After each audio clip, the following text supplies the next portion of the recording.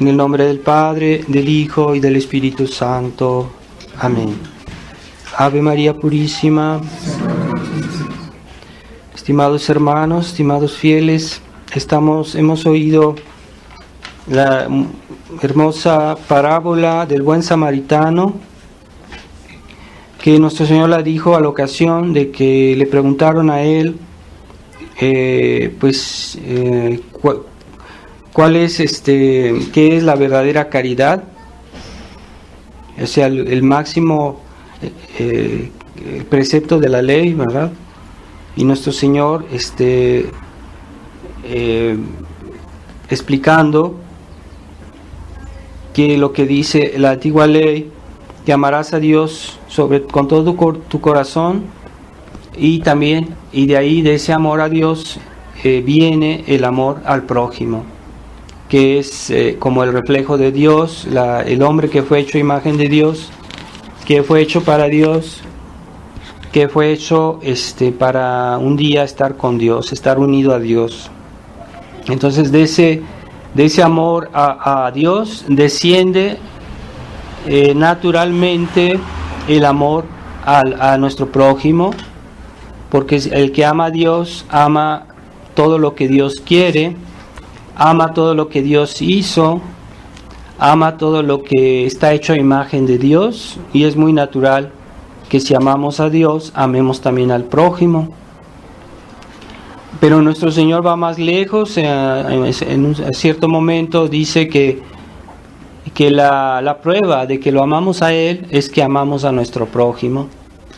Y cuando se describe el juicio final, se dice que nuestro Señor dirá tanto a los buenos como a los malos, que si han amado al prójimo, si han hecho el bien al prójimo, es a él que se lo han hecho. Entonces serán juzgados por el bien que le han hecho a Jesús. Dice, porque me habéis recibido, porque me habéis alimentado, porque me habéis ayudado. Y entonces responderán diciendo, pero ¿cuándo te ayudamos? ¿Cuándo te cubrimos? ¿Cuándo te hicimos bien? Pues cuando le habéis hecho el bien a uno de estos pequeños, de vuestro prójimo. Entonces ahí está la prueba que nuestro Señor quiere del amor hacia Él. Dios quiere verse en la persona de nuestro prójimo, quiere que lo veamos a Él en la persona de nuestro prójimo. El verdadero amor a Dios se manifiesta en nuestra actitud hacia los demás. No quiere decir que amamos más al prójimo que a Dios, sino que amamos a Dios en el prójimo. Y por lo mismo es un amor según Dios, porque si es por amor a Dios, por motivos de amor a Dios, entonces es según Dios, como Dios lo entiende, como Dios lo quisiera. Entonces, si Dios nos pide, nos manifiesta su voluntad, quiere decir que el amor que debemos tener al prójimo debe ser según su voluntad, según su ley, según su verdad, según su enseñanza, según sus disposiciones. Cuando él mismo fundó la iglesia, a la cual le dio su enseñanza, sus sacramentos, toda la tradición de la iglesia viene de Jesucristo. Entonces, el amor que debemos tener al prójimo es algo muy bueno, pero está condicionado por la ley de Dios, la voluntad de Dios, el bien como Dios lo entiende, no como lo entiende el mundo, o lo entiende el demonio, o lo entiende tal vez nuestra carne, nuestros defectos, nuestra manera de ser, a nuestra, en la medida que puede estar desorientada, desviada. No es esa la manera que hay que amar al prójimo.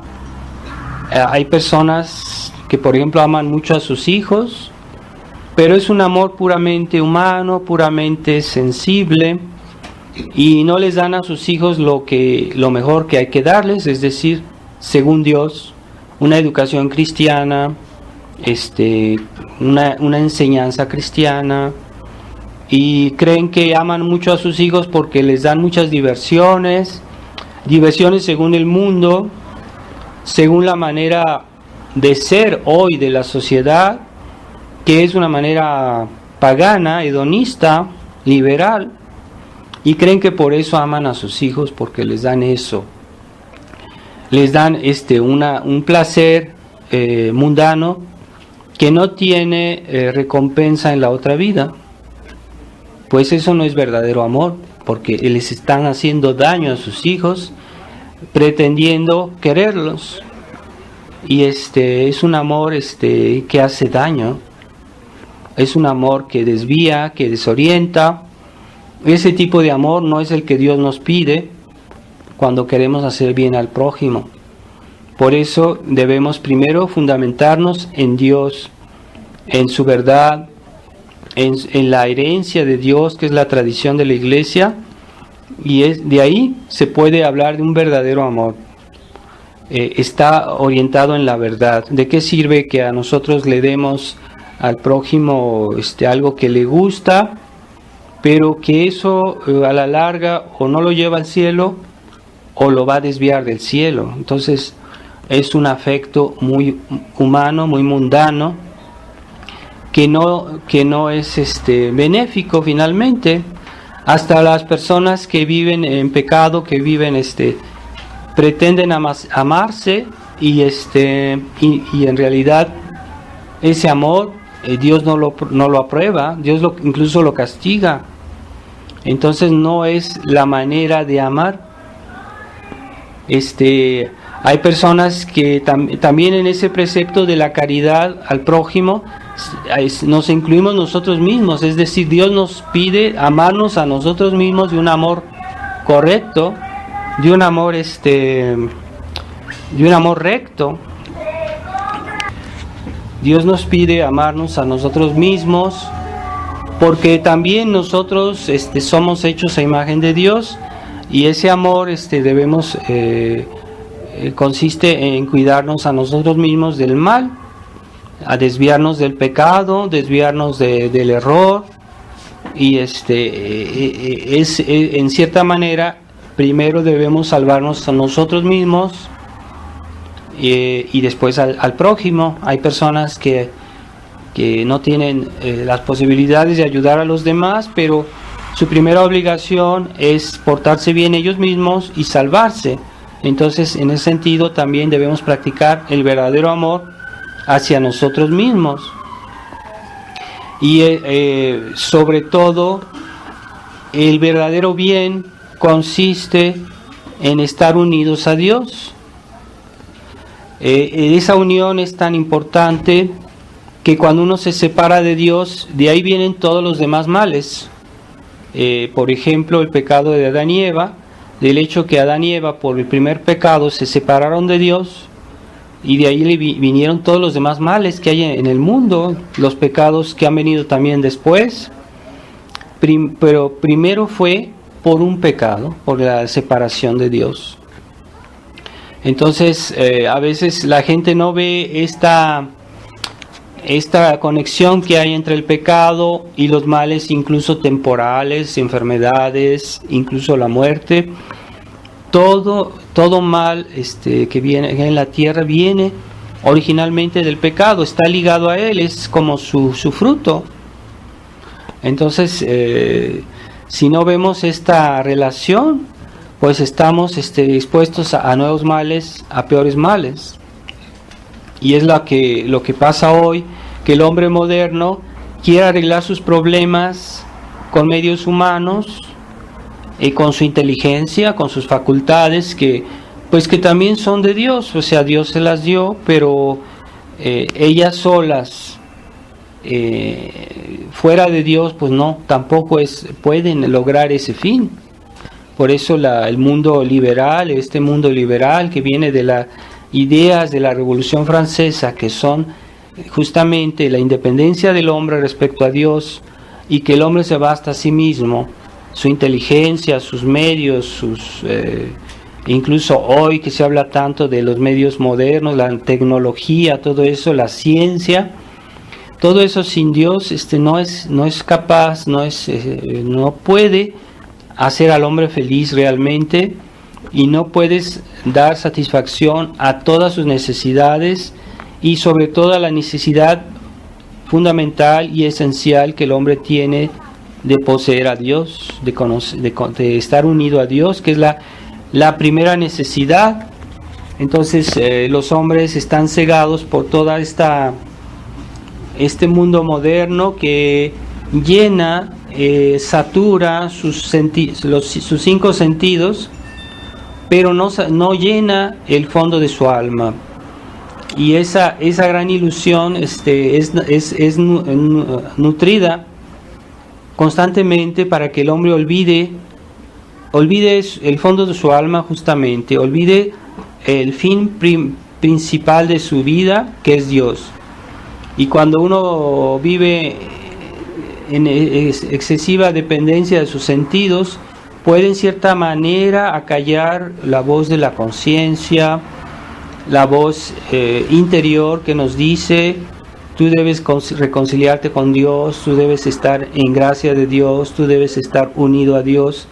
Entonces, para que el hombre moderno olvide esa necesidad fundamental del hombre, pues entonces hoy se nos da la televisión, las diversiones, todas esas posibilidades que hoy tiene la sociedad moderna para que el hombre viva fuera de sí mismo y ya no se siente su necesidad fundamental.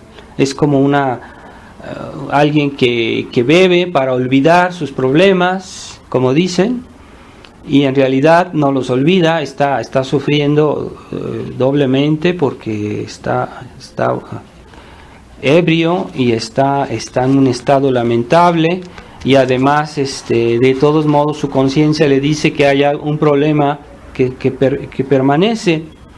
Entonces no es la solución y no es la manera de amarse a sí mismo, dando rienda suelta a todo eso. Y lo mismo para el prójimo, que queremos ayudar, que realmente si decimos que tenemos amistades, que tenemos personas que queremos, que personas que estimamos, las queremos ayudar, pues no es siguiendo los placeres mundanos y todas las cosas ilícitas que hay hoy en el mundo, que aparentemente dan una alegría, una felicidad, y uno ve muy bien que muchas veces esas personas que se siguen esta filosofía mundana, en realidad su cara es triste, y si uno los observa bien, no están satisfechos de su vida. Son personas que son conflictivas, que a veces tienen fácilmente discusiones, que no están en paz, su alma no está serena, no está tranquila, y a veces su risa no es natural, es como fingida. Su cara, cuando están naturales, se ve la tristeza, la falta de Dios. Ellos incluso a sí mismos se pueden autoengañar pensando que son felices, pero no están satisfechos en el fondo de su corazón. Tal vez en la superficie sí, porque tienen tal vez algunas cosas que satisfacen a sus sentidos, pero el hombre no es solo sentidos, el hombre es un ser espiritual, ante todo un ser espiritual.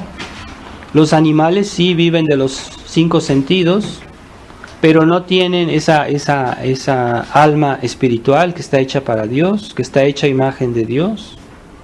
Y he ahí la diferencia. Entonces, más pasa el hombre lejos de Dios, más su vida es una contradicción, y más es desgarradora esta contradicción para su alma. Es una Es una pena ver a esas personas que viven en esa indigencia, porque es una verdadera indigencia espiritual. Y se sienten personas importantes, se sienten personas inteligentes, se sienten que juzgan de todo y de todos, y creen saber todo cuando no saben nada, y creen ser felices cuando no son felices, creen ser importantes cuando son menos importantes porque se han alejado de Dios. Cómo se evalúa la importancia de algo o de alguien es su relación a Dios. O sea, a la medida que estamos relacionados y unidos a Dios, somos importantes. Y en la medida que estamos cortados de Él, no somos importantes. Esa es la verdad. Pero los malos entre ellos se lisonjean, se alaban, y creen que por eso son importantes, pero no, el día del juicio van a ver que no son importantes, porque la realidad es Dios, la realidad de las cosas es Dios. Y en el cielo en el infierno los que serán que sufrirán más, que serán más humillados, que serán más atormentados, son aquellos que en esta vida hicieron más pecados, que en esta vida tal vez según el mundo eran personas importantes, personas tal vez estimadas según el mundo, pero no según Dios. Entonces pensemos que sí, hay que tratar de amar al prójimo, pero tengamos claro por qué motivos, de qué manera, queremos ayudar a los demás, y no según ese espíritu liberal que entró ya en la iglesia moderna, la iglesia del Concilio Vaticano II, y que hace que hoy todo está permitido para, según eso, amar al prójimo, vivir en la paz, una falsa paz que no está inspirada en la verdad y en el orden de Dios. Pues esa falsa caridad ha dado sus frutos, y se ve muy bien que en la iglesia hoy, primero, que los católicos abandonan la religión católica, las iglesias se vacían, no hay un florecimiento espiritual real, no. No hay unidad, porque la verdadera caridad crea la verdadera unidad, pero no hay unidad porque todos piensan diferente. Incluso cuando uno escucha decir lo que dice tal sacerdote, lo que dice tal otro sacerdote, incluso los obispos, todos tienen su teoría, dicen cosas diferentes, tienen su interpretación de la realidad, ya no se basa en la teología de la iglesia, la teología de la iglesia está inspirada en la enseñanza de nuestro Señor y de la tradición de la iglesia, de los padres.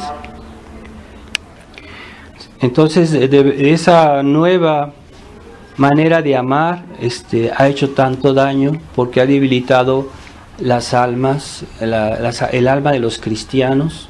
Ya los cristianos no tienen esas reservas espirituales, esa fortaleza que tenían, por ejemplo, cuando uno oye lo que pasaba en las familias antes del concilio, toda esa, había unidad en los hogares, había fecundidad espiritual, había frutos realmente de caridad, pero cristiana. Había gente que valía de valor. Eso es el fruto del concilio, que con su falsa caridad las almas se han devaluado. Hoy ya los cristianos no saben qué es ser cristiano, por qué hacemos esto, por qué Jesús nos dice que amemos al prójimo. Nada más se habla de una manera tan general, tan imprecisa, que cada quien lo interpreta a su modo. Y cuando uno habla con la gente en la calle, cada quien tiene su teoría, su filosofía de la vida, cada quien tiene su teoría, no hay unidad. es el triunfo del libre examen, que viene desde Lutero, desde el protestantismo, que pasando por el liberalismo, que es el mismo camino, es la misma continuidad. El libre examen permitió el liberalismo. El libre examen de Lutero permitió el liberalismo de la Revolución Francesa, y esto permitió el Concilio Vaticano II, que está inspirado en todo eso, con su ecumenismo, con su libertad religiosa. Es esa mentalidad relativista que no hace bien. ¿Cómo es posible que haya personas que estén en el error y que ya incluso los papas modernos ya nos dicen no hay que convertirlos porque es una agresión contra ellos y no queremos agredirlos porque están ellos tienen derecho a seguir así y hay que dejarlos así, que sean buenos protestantes, que sean buenos? Y de hecho había esa especie de convento protestante de Taizé en Francia que que querían convertirse al catolicismo más o menos en la época del concilio y estaban ya haciendo pues sí, lo necesario para que ellos se hicieran católicos. Ellos mismos lo estaban pidiendo. ¿Y qué pasó? Que los padres del concilio les dijeron, no, ustedes quédense así, porque así ustedes van a ser como un modelo de ecumenismo con la Iglesia Católica. Y no dejaron que se convirtieran. Eso es la caridad del Concilio Vaticano II. Esas personas que querían ser católicas las dejaron en el error y en lugar de ayudarlas, las desviaron más. Y así es hoy que ya los sacerdotes modernos no se preocupan de tener espíritu misionero. El buen samaritano cura a aquel hombre que fue herido por los ladrones. ¿Quiénes son los ladrones? Son los demonios, son los pecados, los errores que hay en el mundo. Un buen samaritano va a curar esas heridas si puede. No siempre se puede, pero si se puede, tratar de curar a ese hombre que cayó en manos de ladrones. No, ya el espíritu misionario está desapareciendo. Ya ¿qué papa del Concilio Vaticano II habla de las misiones? Antes había muchos personas, muchos sacerdotes que se consagraban a las misiones, que iban a países lejanos a tratar de convertir a esos paganos, a esas personas que vivían en el error.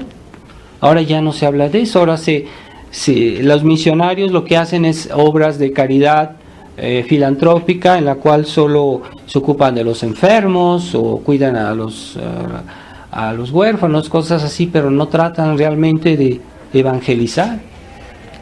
Y entonces, ¿en qué queda todos esos santos que fueron misioneros, como San Francisco Javier? Todos esos santos que fueron mártires, todos esos misioneros que fueron mártires, que dieron su vida por ir a difundir la verdad en los pueblos paganos, los pueblos lejanos de la verdadera religión. Es un desastre abandonar la verdadera fe, porque se está abandonando la verdadera caridad. Y sin la verdadera fe, sin la verdadera concepción, la fe nos da la concepción de lo que está bien, lo que está mal, y nos hace comprender lo que realmente necesita nuestro prójimo. Entonces, ¿cómo vamos a ayudar a ese hombre herido si no sabemos por qué está herido y si está realmente herido? ¿Cómo un médico puede ayudar a un enfermo si no da primero un diagnóstico? Debe examinarlo y ver si está enfermo, y entonces sabe dónde y cómo curarlo. Pues así, si uno no tiene la verdadera fe, uno no puede ayudar al prójimo.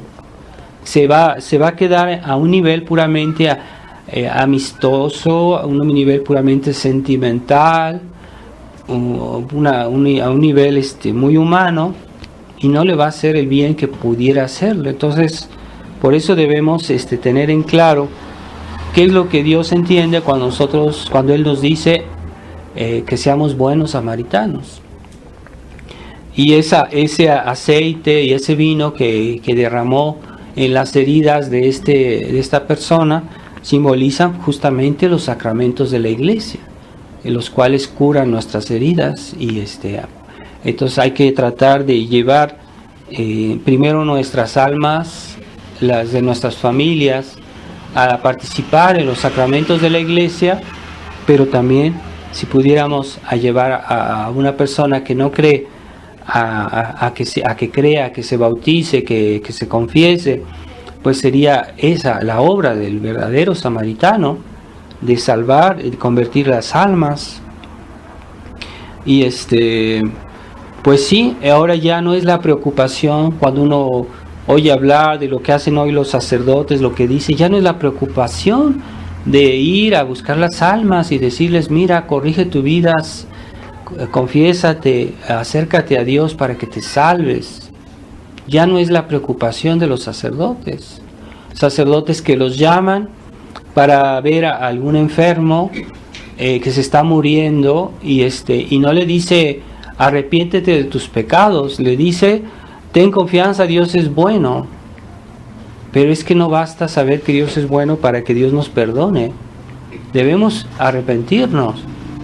Entonces, esas almas están desamparadas delante de este mundo porque los hombres de iglesia pues han fallado. Entonces, no es esa la misión de misericordia verdadera. Aquel que realmente es misericordioso cura ahí donde está la herida, la verdadera herida, y no la va a enmascarar, no va a decir, no pienses en eso y así no vas a sufrir. No, es que aunque no piense uno, si uno realmente está enfermo, aunque no quiera pensar, pues va a seguir sufriendo, porque la enfermedad no está extirpada, no está curada, entonces no se arregla el problema realmente. Y pues sí, yo tengo un caso de una persona que vino a buscarme porque era un taxista que un día me llevó a mi casa, a mi residencia, y después él mismo vino a buscarme diciendo, mi papá se está muriendo, venga a verlo por favor. Y yo le pregunté por curiosidad, dice, ¿y ustedes ahí no tienen un sacerdote en su parroquia? Sí, me dice, y vive justo enfrente de mi casa.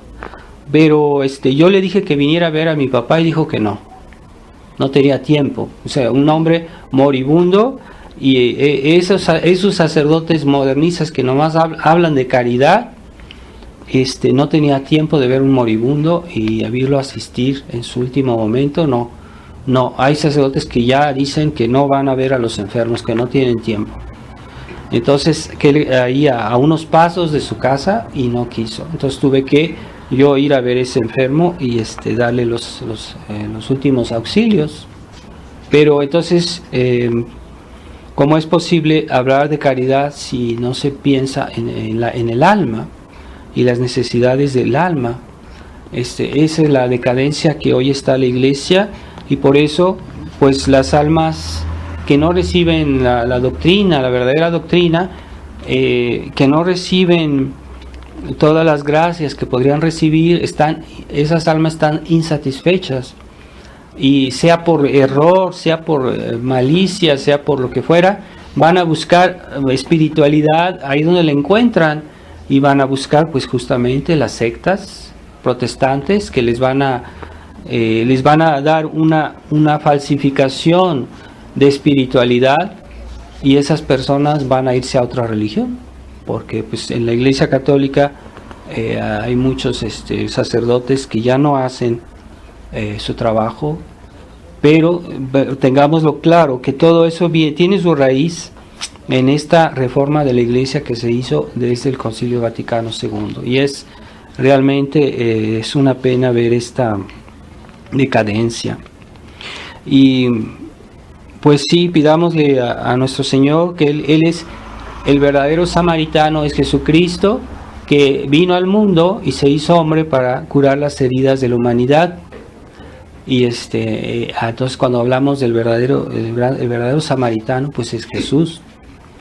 Y también podríamos prolongar esto añadiendo que fue por la Virgen María que Él se hizo hombre, y que Él nos vino a la tierra y que nos salvó, fue por medio de la Virgen María, por la mediación de la Virgen María, y por las oraciones tan ardientes que la Virgen dirigía a Dios para que Él salvara a la humanidad. Entonces fue después que Dios le anunció que Dios la había escogido a ella para ser la medianera de todas las gracias, ser la madre de Dios. Entonces Dios la quiso escoger como su ayuda, su compañera en esta obra de salvación de la humanidad. Entonces también ella es samaritana y también ella es mediadora, dependiente de Jesús, claro está, y esta misión que la Virgen tiene, pues se sigue aplicando desde el cielo. Ella, todas las gracias que Dios da en el mundo son por la mediación de la Virgen María. Hay que tenerlo presente. Entonces, cuando ella comenzó pues ya desde la encarnación, desde la Inmaculada Concepción, la Virgen ya estaba ejerciendo su misión de mediadora, pero ahora el día de la Asunción, cuando ella Dios la llevó al cielo, entonces es en ese momento que plenamente ella está oyendo nuestras súplicas y está intercediendo por nosotros desde el cielo. Este miércoles próximo, recordemos que la fiesta de la Asunción de la Santísima Virgen, y pidámosle a ella que realmente nos cuida a nosotros, que no estamos completamente curados de esas heridas que sufrió la humanidad, y que estamos tirados todavía en el camino en cierta medida. Que ella nos interceda por nosotros, interceda por la humanidad, por la conversión de los católicos, porque hoy ya se puede hablar de conversión de los católicos que están, queriéndolo o no, engañados por una nueva iglesia que se llama Iglesia Conciliar, que no es la Iglesia Católica, es como una iglesia que subsiste dentro de otra. Eso es lo misterioso. Entonces, cuando hablamos de Iglesia Conciliar, no hablamos de Iglesia Católica, pero están ocupando los puestos de la Iglesia Católica. Entonces ahí está el misterio. Por eso la Virgen dijo en la Salet que la Iglesia sería eclipsada. O sea, si no es la Iglesia, no puede ser eclipsada. Entonces si hay una especie de mezcla, pero que es algo misterioso. Pero sin embargo, la presencia de la gracia, la presencia de la Iglesia sigue en la tierra, porque siempre hay, aunque sean pocos, algunos sacerdotes que continúan a decir la misa de siempre, que continúan a dar la misa tradicional, que continúan a dar los verdaderos sacramentos, que continúan a dar la verdadera enseñanza de la Iglesia, y ahí se puede decir que está presente la Iglesia. O sea, somos, aunque estemos dispersos, pero siempre habrá un grupo de personas fieles, porque Jesús prometió que su iglesia no será destruida, y hasta el día que Él regrese a juzgar al mundo, siempre habrá católicos verdaderos, aunque sean pocos, pero siempre los habrá. Y habrá tal vez católicos que estén así como desorientados, pero siempre es necesario que haya algunos que profesen plenamente la religión católica, plenamente, no a mitad, no con cosas a medias tazas, porque hay católicos que están desorientados, que tal vez tienen la fe, pero no profesan plenamente la fe. Y es necesario que haya en la iglesia, en el mundo, siempre algunos que profesan plenamente la fe. Y pedimos a Dios que nos conserve en ese número. Ave María Purísima, en el nombre del Padre, y del Hijo, y del Espíritu Santo. Amén.